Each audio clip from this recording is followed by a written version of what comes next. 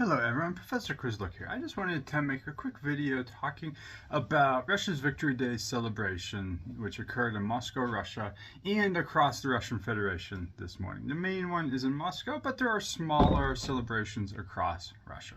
So the celebration was to celebrate the end of the Second World War.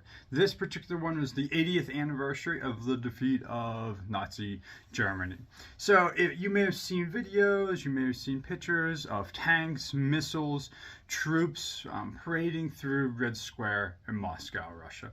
This is an annual event that Vladimir Putin has really used to grow some nationalism in Russia, some jingoism in Russia.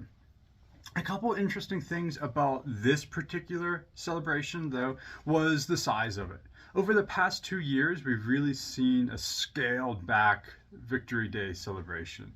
This year was larger. Since the full-scale invasion of Ukraine, the celebration has been significantly scaled back than pre-full-scale invasion.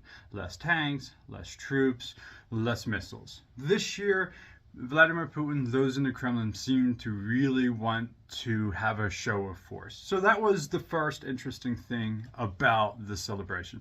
The second was who was there.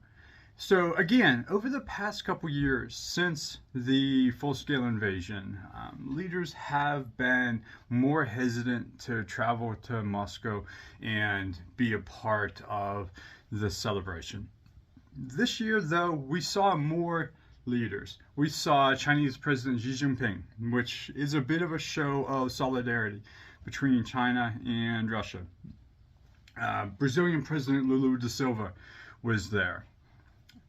Interestingly, though, Slovakia's leadership was also there. The Prime Minister of Slovakia was in attendance. So this is interesting and kind of telling. When we think of how the West, how the European Union, how the US has tried to kind of make Russia a pariah on the international stage.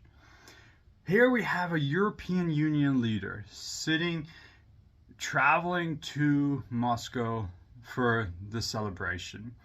So when we think of how the West, how the US puts pressure on Russia to end the conflict, to find a peace settlement, any cracks in that uniform solidarity that the West has can make pressure on Russia more difficult. And so that's why it was